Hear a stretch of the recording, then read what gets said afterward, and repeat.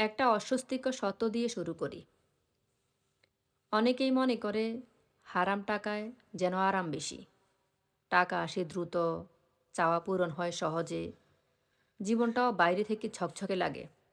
কিন্তু প্রশ্ন হলো, এই আরামটা কি সত্যি আরাম, নাকি ধীরে ধীরে ধ্বংসের প্রস্তুতি? হারাম টাকা আসে কষ্ট ছাড়াই, তাই আরাম মনে হয়। হালাল আয় লাগে ধৈর্য, পরিশ্রম, অপেক্ষা, আত্মসংযম। আর হারাম আয়ে শর্টকাট, মিথ্যা, প্রতারণা, অন্যের হক। মানুষ স্বাভাবিকভাবেই সহজ পথকে আরাম ভাবে।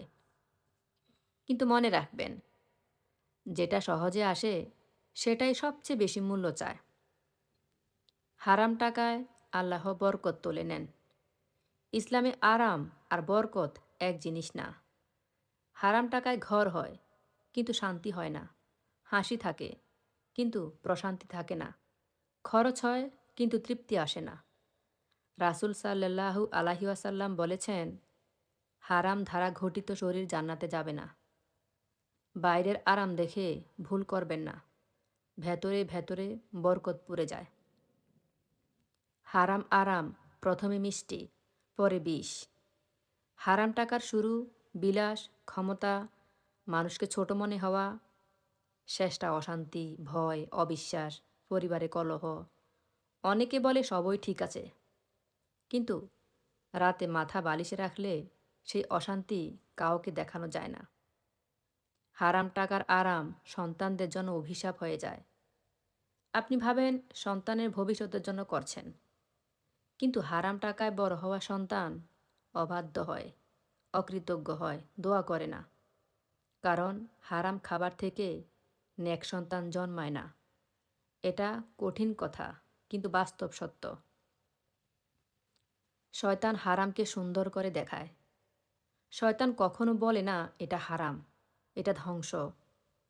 সে আরো বলে, একটু করলে কি হয়, সবাই তো করছে, পরে তওবা করলেই হবে। কিন্তু সমস্যা হলো, হারামের আরামে মানুষ তওবার কথাই ভুলে যায়। হালাল কষ্টে শান্তি আছে, হারাম আরামে আগুন আছে।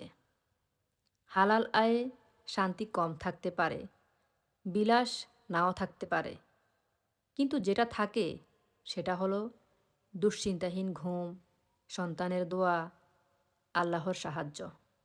আর হারাম আয়ে সব কিছু থাকে, শুধু শান্তিটা থাকে না। হারাম টাকায় আরাম বেশি মনে হয়, কারণ সেটা পরীক্ষার আরাম। আল্লাহ মানুষকে ছেড়ে দেন, দেখেন সে কত দূর যায়। কিন্তু একদিন হিসাব হবেই, এই পারে না হলেও ওই পারে।